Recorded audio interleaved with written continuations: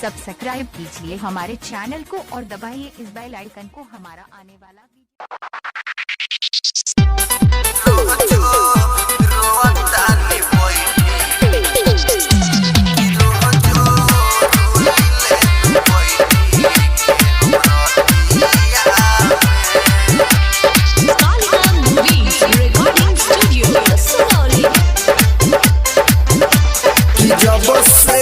गइलू छोड़ के दर्द होखे छतिया में। जब से गइलू छोड़ के दर्द होखे छतिया में कि रोजो रोतानी बैठी के नुरतिया में कि रोजो रोतानी बैठी के नुरतिया में कि जब से गइलू छोड़ के दर्द होखे छतिया में कि जब से गइलू छोड़ के दर्द होखे छतिया में रोजो रोतानी बैठी के नुरतिया में कि रोजो रोतानी बैठी के नुरतिया में।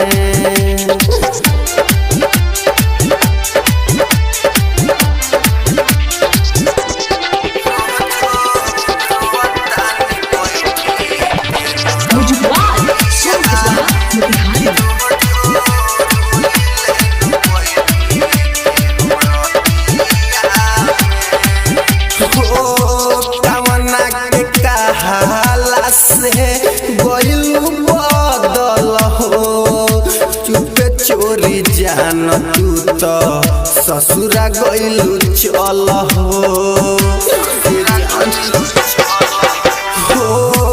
कवना के कहाला से गइलू बदल हो चुपे चोरी जान तू तो ससुरा गइलू चल हो। तू तो सुतत हो खबू पियावा के सथिया में। तू तो सुतत हो खबू पियावा के सथिया में रोजो रोतानी बैठी के नुरतिया में कि रोजो रोइले नु बैठी के हम रतिया में।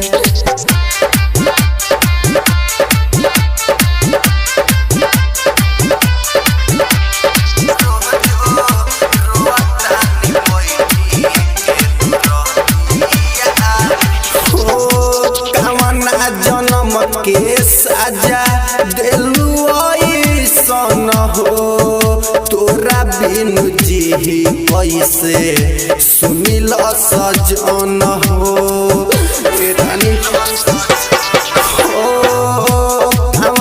जन्म के साजा दिलू ऐसन हो तोरा बिनु जी कैसे सुनिल सजन हो।